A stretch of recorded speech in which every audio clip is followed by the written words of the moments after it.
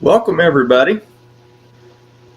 I'm Ray from Punisher Lemans Garage, and my co-host, the host and the co-host, whatever, my partner in crime, Buff. I'm mobile tonight, guys. So just I apologize. You know, sometimes the job intervenes, but Ray's got this. We got an awesome guest tonight. So don't forget to hang around for the trivia at the end. All right. So how's everybody doing tonight? I see we got B&R Racing's in the house. We have Hunter from Sand Mountain Ballistics. He is a Pontiac Power Hour alumni. Bear Rose is in the house. Good evening, Bear Rose. Auto Salvage Outlaws. How you guys doing?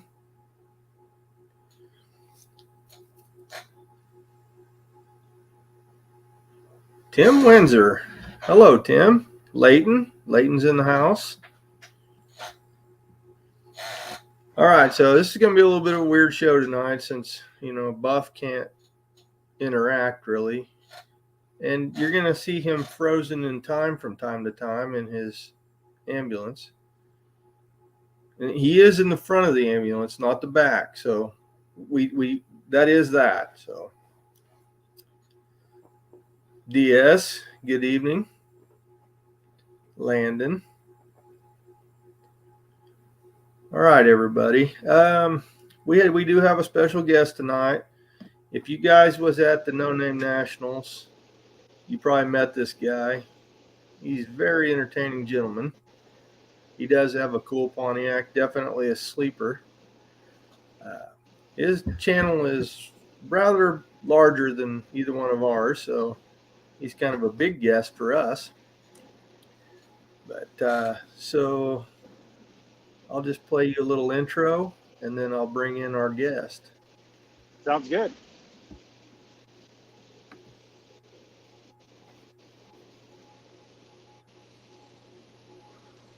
Are we missing sound? Hold on, I'm working on it.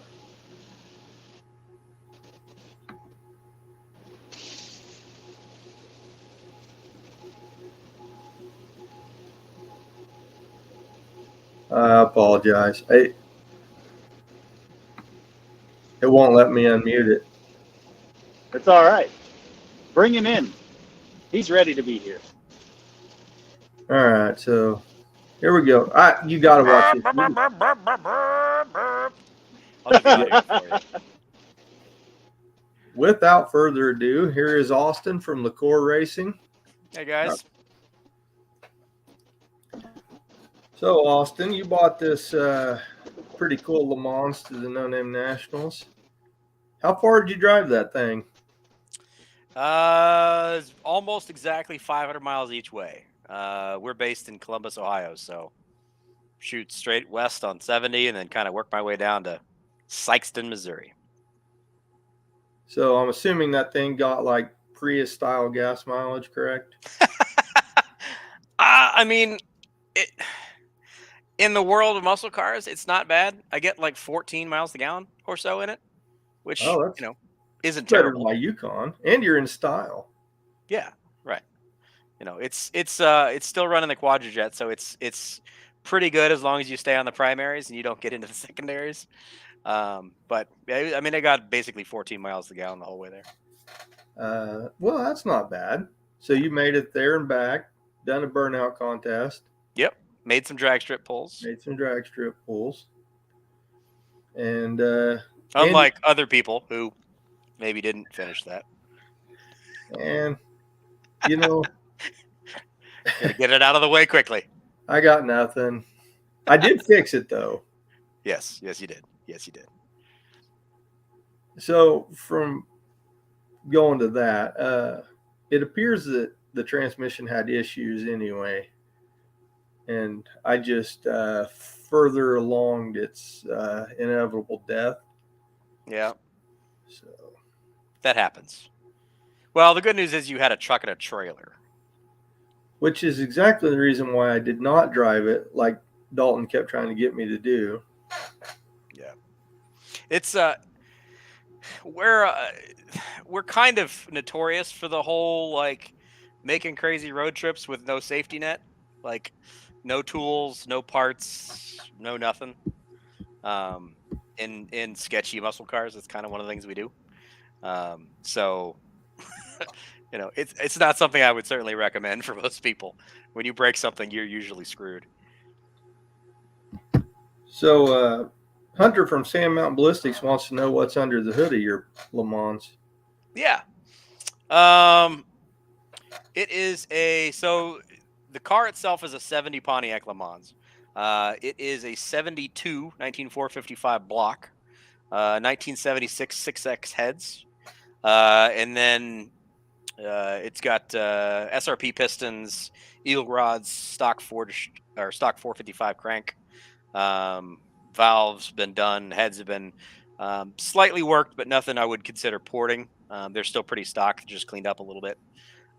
Still running a quadrijet. Still running. It's essentially like a 455 HO build quadrijet. So it's got 1.6 rockers from PRW in it, but it's nothing crazy. I mean, it's a 9.5 to 1 455.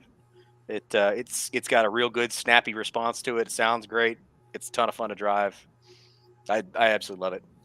So how much power does it make? Did you have it dynoed or do you have an estimate? So we're fortunate here in Columbus to have a lot of engine builders that we work with, and the engine builder that we did that project with was Performance Research Inc.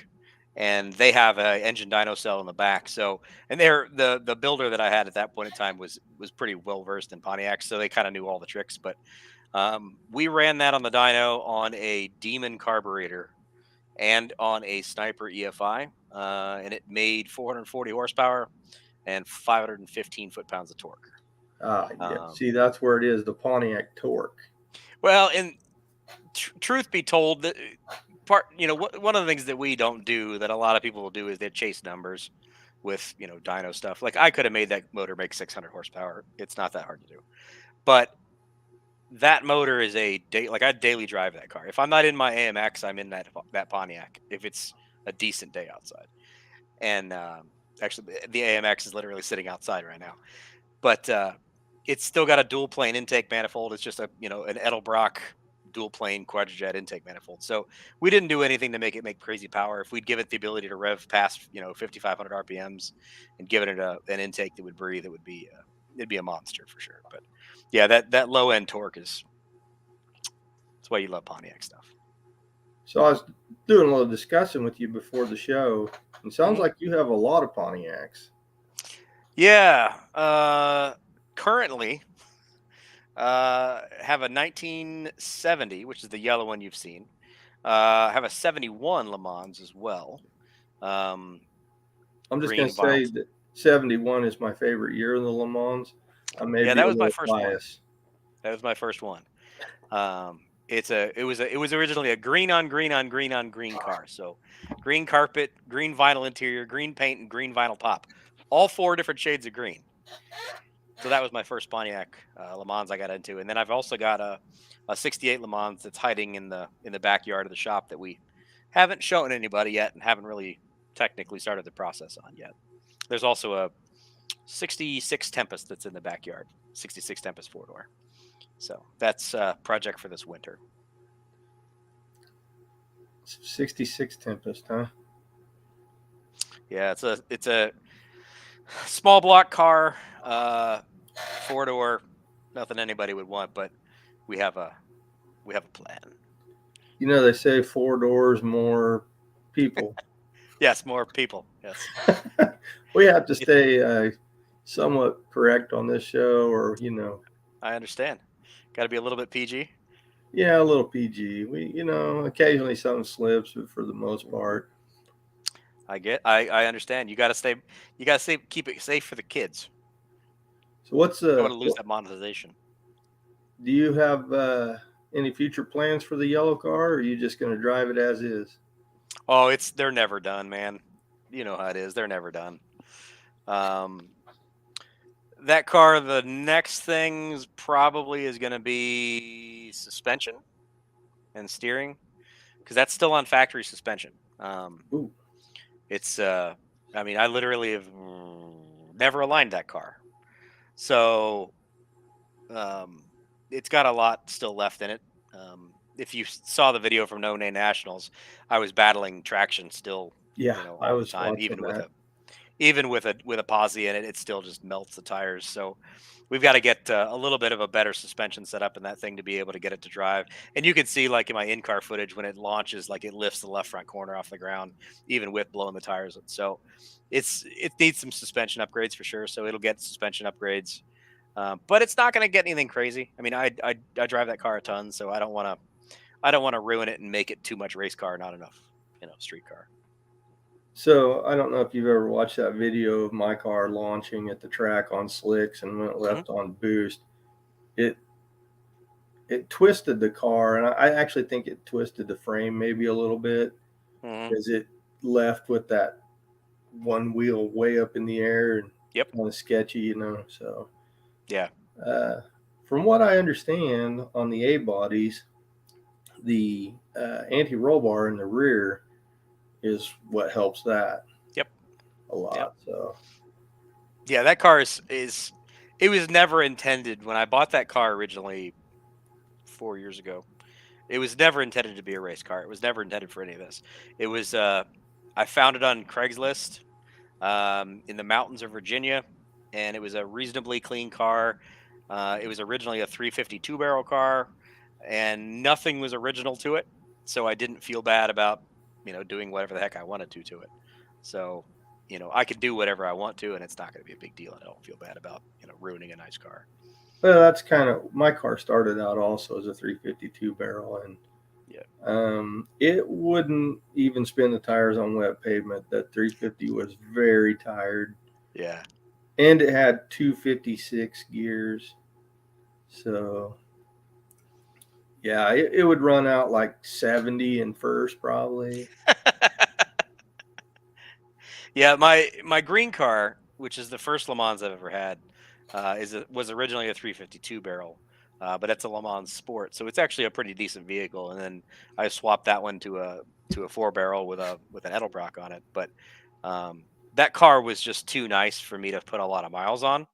So we're in the hot rod business, so I wanted to have something I could daily drive and not put miles on my green car. So I ended up going hunting and found that 70 Le Mans, and then over the years it's gotten to where it is now. So Leighton, the GMA bodies, I think from 64 up, they're a full frame car, and they're actually got a factory 4-link setup in the rear with a coil spring. Yep. The suspension geometry is a little bit wonky on it, but it's easily corrected. And once it's corrected, it's actually a solid setup. It's almost the same as like the Fox Mustang, the Fox Ford platform. Mm-hmm. They're easy to work on. They're a simple geometry. They're capable of doing all kinds of stuff. Take a hell of a lot of beating. Oh yeah, yeah. I'm fighting traction issues with my car too. I mean, it's even with that 305 35 Nitto NT1 and suspension work done, it still doesn't have the traction I would like it to. But well, that's the fun of racing, though. Yeah, that's one of the things. Like we do a lot of race car stuff, Anybody who watches our channel sees us do, race car alignments all the time. But one of the things that we kind of talk about more off camera than on camera, but it's the street car thing from back when it was like, a street car, and you would drive the damn thing, and you would, drive it to your races, and you would race the car, and then you drive it home, you get pump gas. Like, you would have to battle traction. It wasn't necessarily, yeah, I could make 800 horsepower, but I can't make the thing hook up. So it becomes more of a driver's situation, and, learning the platform and being a better driver at a better package than the guy that you're racing against. If you just go out there and you let go of the button and it does what it's supposed to do every day, it's not very exciting. So, Yeah, well, hello, Dalton. Old Barn Garage is in the house with us. What's up, Dalton? Did you get to meet him at? I did, very briefly. Yeah. Yeah. I seen he needed an intake manifold gasket from me that I didn't have. Your one video. I seen you rolling by and checking out the old Holy Goat. Yep. Yeah, I was hoping we could get a pass down the track together, but didn't end up happening. That's a pretty sketchy ride, even for me. I drive a lot of sketchy stuff, and that thing's pretty dang sketchy. You should ride in it sometime. I would love to. Yeah, honestly though, it actually rides really well. I was actually really amazed at how well it rode. I was like, I mean, it's a little drafty. It does a little, yeah. I bet weight reduction, but yeah. I mean, my AMX is the same way. Like, it's super sketchy, but it's super. It's able to do what you want it to do. It's falling apart as you drive it down the road, but it's all right. It gives you character. See, now AMC. I know we're on a Pontiac show, but AMC is like my second favorite behind Pontiac. I guess it's because it's oddball. Yeah. I've just always liked them. I had a Hearst Scrambler SC, little scrambler.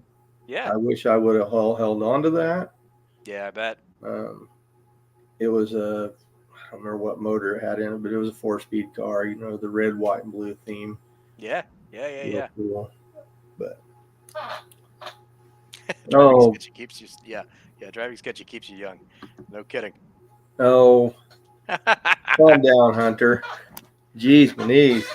The AMC was something I just totally bumbled into. That was not I was never intending to buy that car. It just, again, Craigslist. I was searching for something else, and it fell into my feed, and thousands of dollars later, here we go.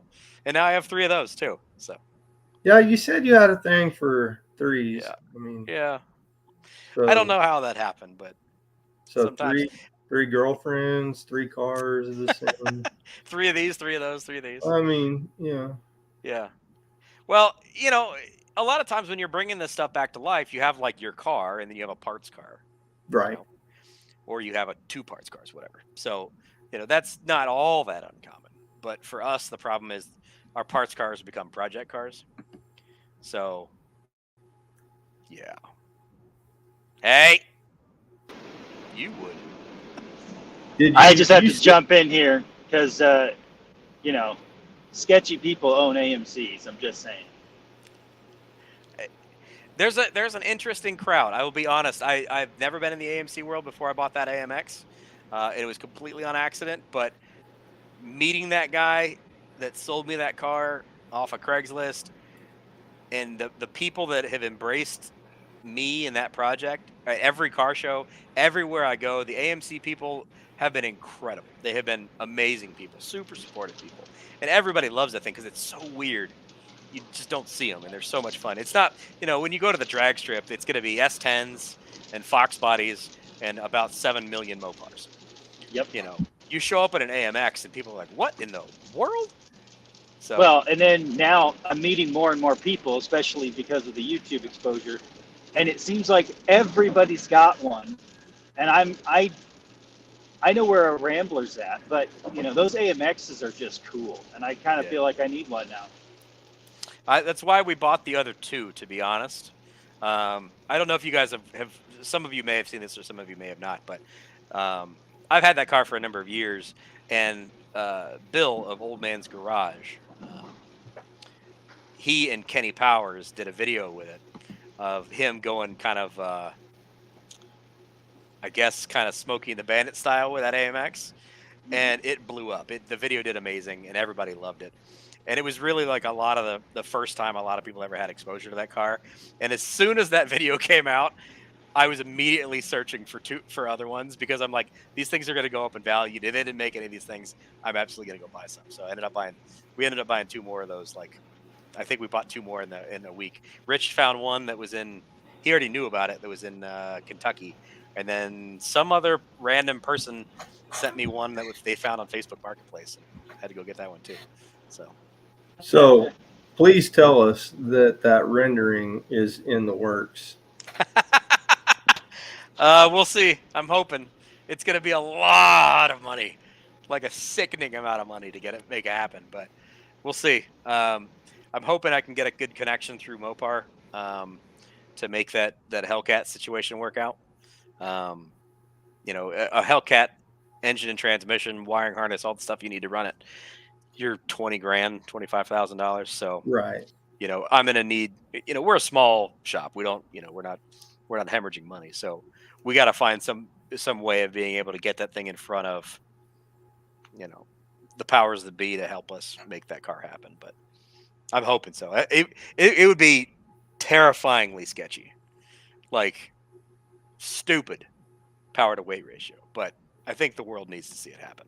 I don't know if you watch, what is it? That Freiburger show where they had that AMX and they stuffed that 440 or something in one. He's got the Hemi Grimmy. Yeah, that's what it was, the Hemi Grimmy. Yeah. But that car is designed to just do burnouts and be hilarious. It's not really designed to be driven. That's not our style. Like, if I build this thing, if we decide to truly build it and we make it actually happen, I mean, it's going to turn, stop, go right. Like, when you and I were talking at No Name Nationals about what your plan was with your car was to make it like the ultimate street car. You want to be able to do autocross. You want to be able to do drives. You want to be able to go out drag racing. Like, that's what I want to be able to do with that car. I'm not going to, if I'm going to build a drag race car, I've got a billion other things I could build a drag race car out of. And I don't need a Hellcat motor to do it. I want to make a fun, drivable, crazy vehicle that I can enjoy, not just, some stupid small car with a gigantic motor in it. And that Le Mans you have, that is a cool driver. I'm sure it gets attention everywhere. It does. The exhaust really helps. It sounds really good. Thank you. We're very happy with how that turned out. Yeah, TQR is in the house, or TRQ. Sorry. Roland, the winner of the overall No Name Nationals, is in the house. I am kind of upset with him, though. I did not win the tire off of the mini bike. You know what? The thing with the No Name Nationals was, the camaraderie. There was not like a lot of cutthroat. There was not a lot of, I got to beat that guy. I got to beat, like, it was very, I'm going to help that guy. I mean, you can tell with what all happened with Buff's car with, the Pontiac with his build. Exactly. How many people jumped in on that and helped, loan tools or loan time or wrenching or whatever. Like, there was no, it was a great experience. I'm so glad I ended up making it to that. Yeah, it was really cool because, like, when you came up and started talking to me, I knew who you was. I was like, hey, I know who this guy is, and I pretty much recognized everybody. Mm-hmm. Everybody was super friendly. I mean, I never had one person come up and be an asshat to me. Yeah. I didn't have one negative experience that entire weekend. Everybody was fantastic. Whether or not I knew who they were or whether or not they knew who I was. I think I was a dark horse there. I think a lot of people didn't know who I was or didn't know our channel.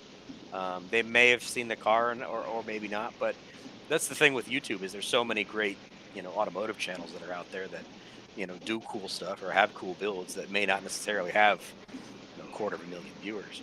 So, well, in the words of Snowman, let's introduce him to the boy. I have I have a ton of, Smoking the Bandit references. They're constantly coming out of my mouth. And unfortunately, the kids today don't know what I'm talking Right. about. They're Right. looking at you like, what are you talking about? I'm like, really? You've never seen Smoking the Bandit? What's that? Right. Oh my gosh. Kids these days, I tell you. Oh, Irish says, and you got to race an ambulance. That's true. Yes, I did. And I whooped that ambulance. I'm just glad that ambulance ran and drove down the road and drove down the track. That was really cool to see that. Artemis is a cool car. Yeah. I mean, I would own one of those. I would absolutely buy one of those. Yeah, I was watching that video where you was talking about camping in that. Oh yeah.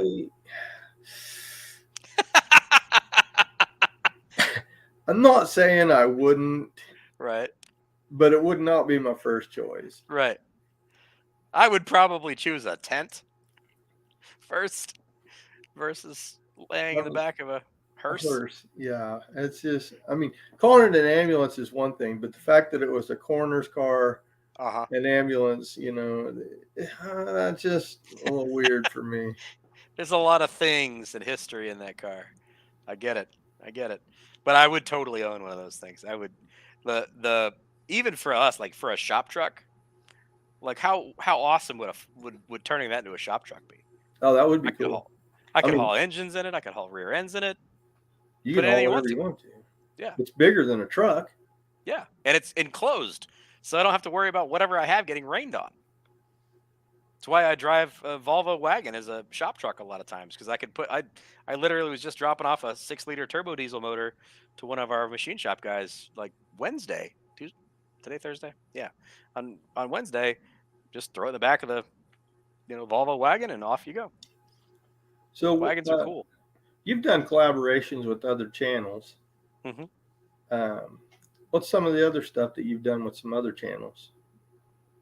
The big ones are probably the stuff we've done with Street Racing Channel, and Old Man's Garage. Street Racing Channel, SRC. I think he's like 250,000 subscribers at this point in time. And then Old Man's Garage is like 112,000, I think. So those are the bigger ones. We've done a couple of different collaborations. I did one with Cam Racing a little while ago. After I met him on Power Tour this year, I showed off his Plymouth Duster project that he's got that's LS swapped. Yeah, me and him. People hate.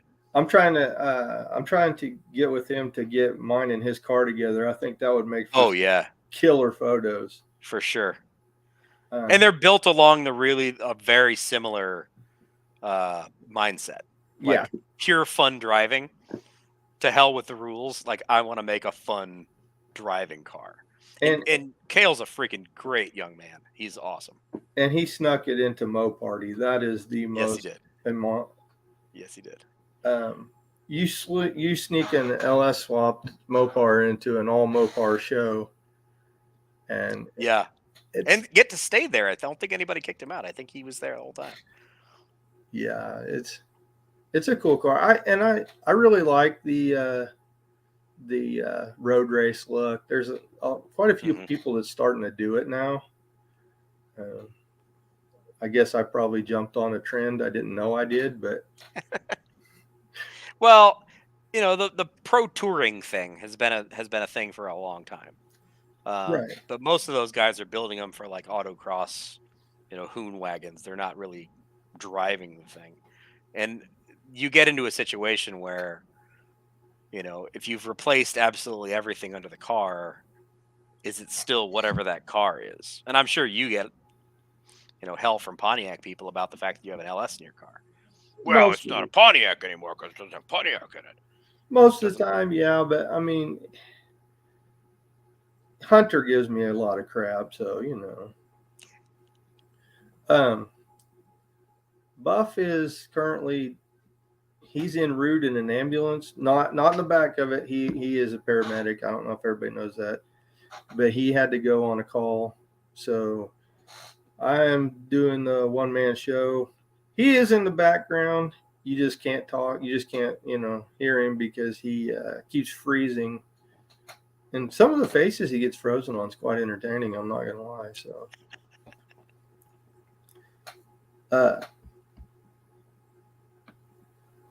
he said he's saving lives. There you go. Good man. He is a good man. Thanks, Buff, for everything you do, brother.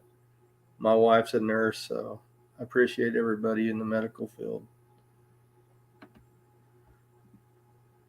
You're doing things most of us can't or won't do.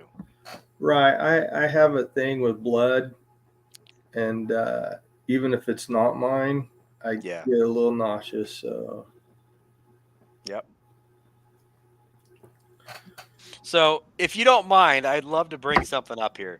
A little bit like what you and I talked, and Sand Mountain just popped up here, a little message. So, you and I touched briefly on this, and I made this comment in my video. I totally get that sentiment, and I am a Pontiac guy, and I want my Pontiac to have Pontiac power in it. But you need to be realistic about what it costs and how much power it makes compared to modern drivetrain stuff. The amount of money I have in my motor, which is a street motor that's in that car, is basically the amount of money that you have in your entire car. Right. And you get twice the fuel economy I do. When it's not broke. When it's not broken. Yeah. Yeah. Yeah. I mean, it's something that we all need to be honest about. And I get it. Like I'm not an LS swap guy. I'll be 100%.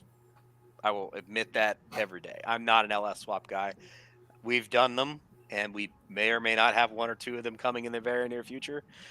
But you just got to be realistic. Like, you can pick up a 5.3, you can do whatever you want to make it NA and make tons of power, super reliable, good fuel economy, versus the amount of money you're going to spend in a Pontiac is way more money. And now with parts availability, it's even more of a pain in the neck. You've sometimes you want to build it and you can't even find parts for it. And I also agree with the computer controlled crap. I agree with that too. Yeah, but here's the thing: if I do build, because I want to build a second gen, and if I want to find one that has a 400 or 455 in it, and if I do, it will have Holley sniper or something on it, because I love fuel injection. I understand it. I tune my own stuff, so it's if you understand it, then it's fine. And I don't want to hear that, because I can tune carburetors too, Yeah, but how much more work is it to tune a carburetor? Right. To get it running, it's not that easy. Whereas the sniper, you get everything figured out and you just turn the dang key and drive the car around and it figures itself out. And I'm just I don't know. I like everything, so I don't get all whatever. If like I'll have a video coming out pretty soon. I'm still working on editing it. It is a 67 or 68 Firebird with a Coyote in it. Whoa, that's sacrilegious. The car runs 10s. It's a 60. It's going to be an interesting backstory. It's a cool car. I mean, at first I was like, I don't know how I feel about that, but he said, well, the car was sitting and now it's not. And that's a big thing to me. I don't care what you put in it. Get it out of the freaking yard and drive it. Yep. And LSs are going to get that done. Right. You're going to take that vehicle that's been sitting on blocks in the backyard for 15 years, and you could just get the parts, stick it in there, make it move. Done. To Buff's point, like his was a scrapyard build. Like that car was probably never going to get brought back to life. Nobody was going to put an $8,000 or $10,000 or $12,000 Pontiac motor in it. It took somebody that was like, I can use the bones. There's enough here I can build from. I could put a junkyard LS in it and get this thing moving. And that's what's going to keep a lot of that stuff running is you can bring that back to life. Otherwise, he's going to spend $40,000 trying to get that car back to, pristine condition. Right. And I shared a thing on my Facebook page the other day, like, this guy had a rusted 428. I mean, it was rusted solid. He wanted $700 for the block, and it's like, Yeah. it would cost so much money. Yeah. Yeah. I mean, it's a phrase in the Pontiac world that, we're gonna go twice as fast or half as fast for twice as much money, and it's true. I mean, I'll be 100% honest. Like, I've got almost $12,000 wrapped up in that motor, between machining and parts and everything else. Like, can you imagine? Can you imagine what you could do with $12,000 in an LS? Right. And if I had, look, I'll be real. I'd love to have a Butler motor in my car. I would yank Yeah. that LS out of it tomorrow if I could afford to put a Butler in it. Yeah. But my car makes 650, 700 ish. Hmm. So to have a Pontiac that done the same, I would have to spend $15,000 at least. So And get 10 miles to the gallon. that's not feasible. So I mean, I just Yeah. can't. I get it. I mean, it's just something we all need to be a little bit honest about. All of us old school hot rod guys, be honest about the fact that this stuff's expensive, man. And if we want to see our hobby to continue to, go forward, stop poo-pooing on people that put LSs in it to get them moving again. Mopar guys are just as bad though. Like if you Oh, yeah. throw a Gen 3 Hemi in a 68 or 69 Charger, oh my Yep. God, they lose their freaking minds. Yep. It's like, Mopar nuts are a special breed. I can say that because I have some Mopar stuff too. let's see here. Dalton says, let's see, 12 grand to build a Pontiac. Did you make it out of gold? No, man. Go through the. You're gonna have $3,000 in your head refurbished in your valve train. So new valves, new keepers, springs, all that stuff, and a proper good quality valve job. You're gonna have $3,000 in that. Now price out your forged rods, your forged pistons. Now you got $3,000 worth of machine work to go. There's a lot of work that goes into those things. They're very expensive to build. They just are. I mean, you could go on Butler's website. You're going to find a 500 horsepower, 600 horsepower Pontiac for $15,000. You could buy a small block Chevy that makes the same amount of money for half that much, and you can get parts for it anywhere. Price out a set of, Kaufman Racing heads. Kaufman Racing intake manifold to go and sit on top of those heads. You got $5,000 in just the top end kit. Right. And It's expensive. yeah, but Dalton builds all his own stuff too. I mean, I know you guys do too. You guys are a speed shop. Yeah. But yeah, you can basically rebuild a stock 400 or 455, throw a cam in it, springs and stuff, and you probably do it for $1,500 if you already have it. Yep. It's just not gonna. It's not gonna make, what would a 71 Le Mans with a 400 in it factory? What'd they make? 350 horse. Yeah. 475 torque. Yep. Which I'm not hating on it. That's no, just not at all. And when you look at, and I get into this with a lot of old hot rodders, is like, so you take a Yenko Camaro from back in the day, like the holy grail of cars.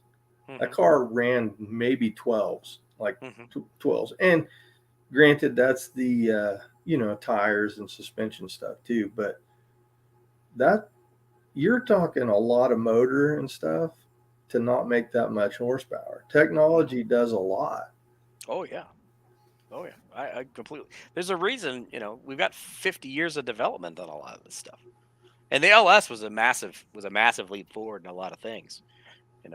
Even in the early 2000s, before, a lot of us even realized what the potential of that LS was. And then since then they've just went nuts. I mean, there's no comparing the performance you can get out of an LS on a dime budget versus doing it old school. And that's something that we talk about with a lot of our customers too. Is like, don't try to chase a crazy number to be out there competitive with old school power. A lot of the times, you're going to spend way too much money to be able to even come anywhere close to it. Yeah, so there you go. His point. You get to about 600 horsepower reliably out of a Pontiac because it'll crack down the lifting value and crack when it can. Okay, so the only way you get over 600 horsepower reliably out of a Pontiac is buy a $4,000 aftermarket Pontiac block, and then shove all your expensive Pontiac stuff in it. And then you put $5,000 top end kit on it. Congratulations, you make 700 horsepower. Or you go buy a 5.3 and you put an eBay turbo on it. Yeah. So I want to address the Pontiac Power Hour. I'm not. We're just touching on the subject because it's obviously a controversial subject. Yeah. But if they made a Pontiac today, what would be in it? And that's really kind of the thought process. Is just like you said, I took garbage, like literal garbage that somebody was going to put in a scrapyard, and I found the only engine available to me that was free, and I put it in my car. I made it run and drive. Would I have done it differently? Absolutely. If I had different parts, if I had different budget, everything available to me, sure. But I did it for almost no money, and I was still able to do it in 90 days mostly. So I just want to touch on it because I don't want the purists to get too hateful on the Pontiac Power Hour, because I think we're touching a subject that really needs to be talked about, because if they built one today, it's going to probably be an LS or LS based engine. Well, the last GTOs, the G8s, they quit. But the last Pontiac made it less fun. The last Pontiac rolled off the line with the last Pontiac engine in 1981 with the 301. Yep. They didn't leave on a very good note there. I was just saying. But and again, I don't want to sound like I'm poo-pooing on old school classic muscle. That's a huge portion of our business. We are not LS swap guys, but we just need to be realistic about what it costs to be able to go fast with a lot of classic muscle car stuff. Can I make that car run nines? Sure, I absolutely could. It's a lot more money to be able to run nines with a old school setup than it is with an LS in it.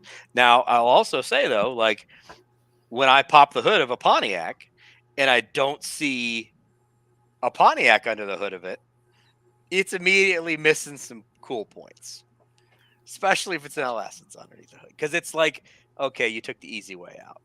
And again, 100% honest, I hate the way they sound. If you start my Pontiac and I don't care what the LS is next to it, there's no comparison. It's just got so much more attitude, so much more rowdy. It plays such a great drum beat. And I'm completely biased by saying that, but I think it's just the old school stuff. It's just got more soul to it than just putting an LS in it and making it work. But I don't want anybody to get me wrong and think that I'm like anti Pontiac power, because I have had a shit ton of freaking Pontiacs with 400, 455. I even had a 301 that was a turd. Yeah. But the one I currently have just happens to be LS swapped, and I catch a lot of crap about it. Oh, I'm sure you do. But yours is at least running. It's on the road. It's being used. Right. I posted pictures of that car. I bought that car out of a guy's backyard. I gave like $1,500 for it back in 2014. And it was rough. Like I said, it had a 350 Pontiac in it. It barely ran. And I just decided what I was going to do with it, and that's what I went with. And I mean, I love the car. It gets a lot of attention. If I take it to a car show, I usually just don't pop the hood. I just leave the hood shut. Well, So one of the things that I love about Pontiacs, and it's part of the reason that I've spent so much time and money on my own stuff, is they are more unique. Um, they're gonna your Le Mans is gonna get is gonna be way more rare than a 17 Chevelles that show up. Everybody's tired of seeing a lot of that stuff. I don't care anymore. Everybody's done it. Whereas a Pontiac is still while yes, they share a lot of the same architecture. They've got a different spirit to them, I guess. And you also find a lot of people that, um,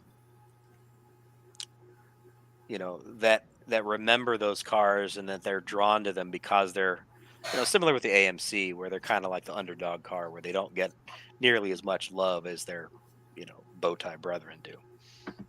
Now, how many times have you had people say, "Man, I love your Chevelle"? Never. Really? Not once. I have. Not once. Not once.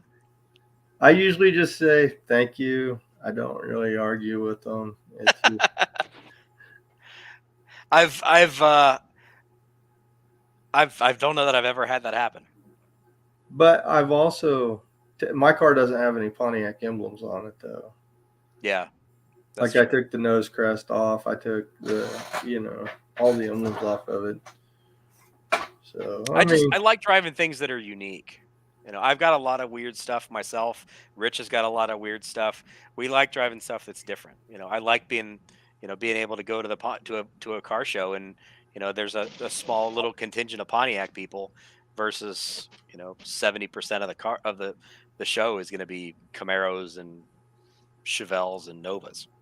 So same thing with drag racing. They even asked me when I was getting ready to do my burnout, like, this thing still got a Pontiac? And I'm like, hell yeah, it's still got a Pontiac. Because it's just, it's that thing where it's so much more rare that nowadays people just don't do that stuff that much anymore. I think Buff really wants us to go to trivia. Sure. So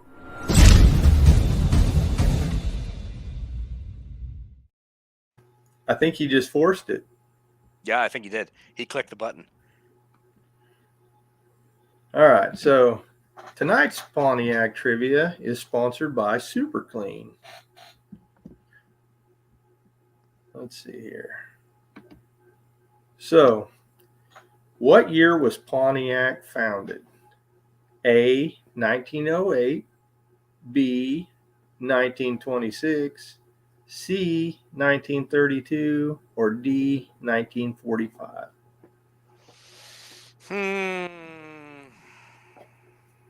It's definitely not 1945 or 32. I'd say 26. I actually don't know the answer to this one. I have an idea. I think B, 26.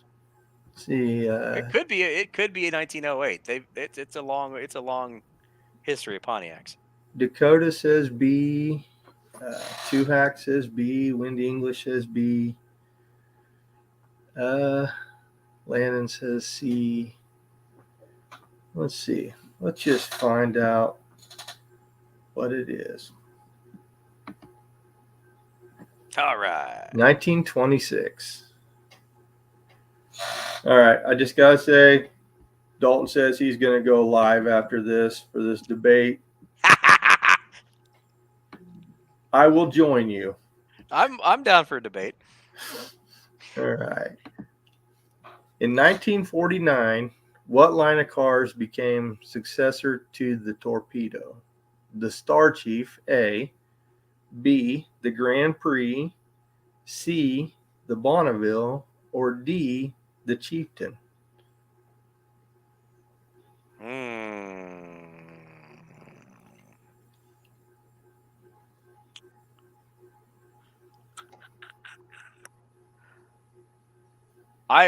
To be 100% honest with you, cannot summon to mind a Pontiac Torpedo. We've done a couple of Star Chiefs, and they're similar to like a 55 Chevy kind of design. So Tuhac says Star Chief. Dakota says Chieftain. Irish says Chieftain. I'll go with Chieftain. We got a lot of D's on this. Yeah.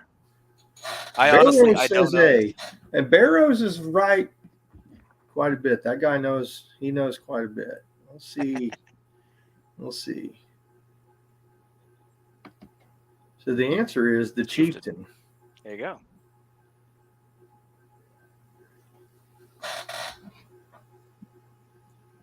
God, they had such great styling back then, didn't they? They did. I really, man, it's so cool.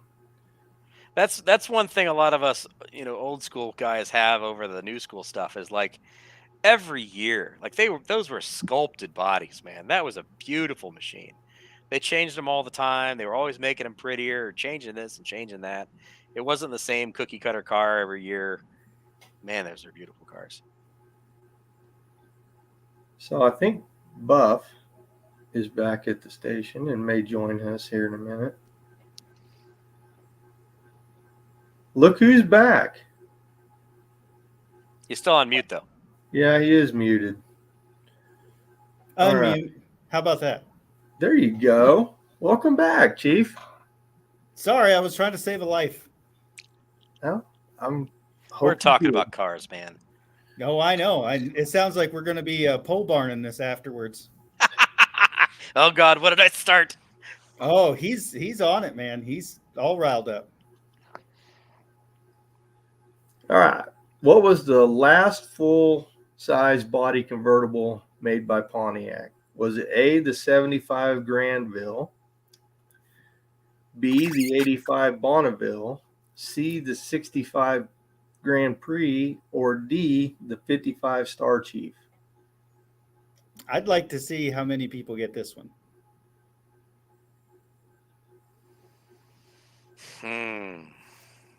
Did they make a 85 Bonneville convertible?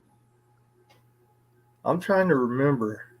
She wasn't on the railroad tracks, Dakota. I don't think so. It's definitely not a 55 Star Chief. No. Well, let's see. I'm thinking it's A. I would go with A. A's. You got some C's. Bonneville. They definitely made one after 65. Danny Boyd is right. The year kind of gives it away, but that's for people that know Pontiac.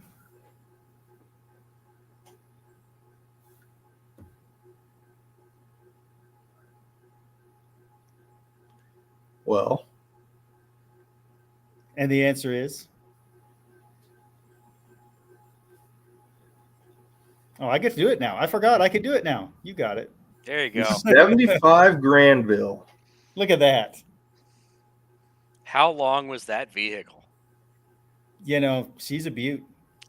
It is not as long as Artemis, I can assure you. All kinds of cool power. Got no fuel economy, made no power. Yep. And had 2 doors. And so comfortable you could sleep in it. Yes. And you go from one stoplight to the next. The front bumper's at one stoplight, the back bumper's at the other.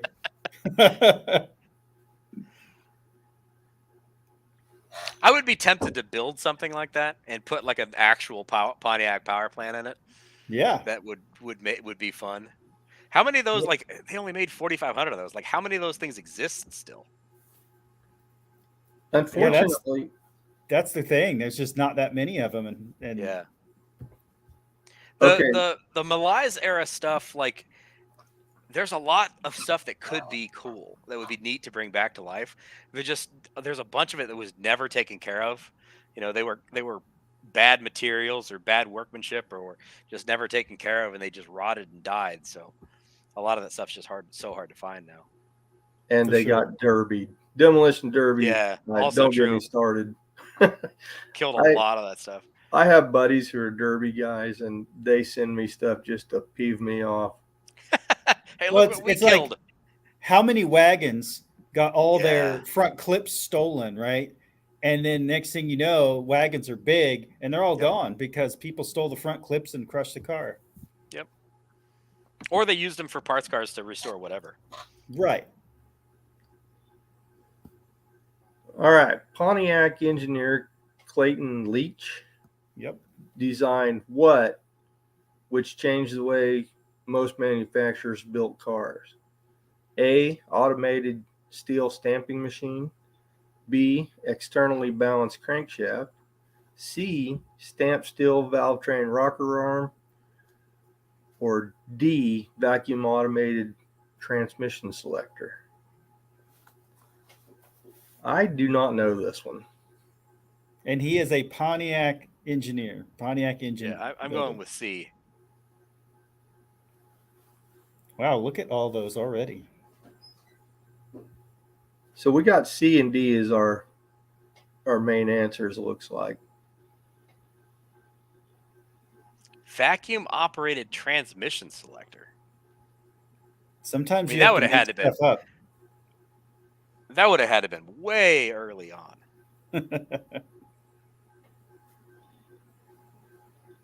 Well, let's just see what the answer is. Ha The stamped steel rocker arm.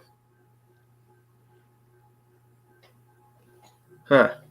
He figured out that you could stamp this out for basically pennies versus the old style of building it. And then everybody else went, oh, that seems like it makes sense. Let's do it. So pretty much every other overhead valve V8 engine, every manufacturer said, we're going to do that.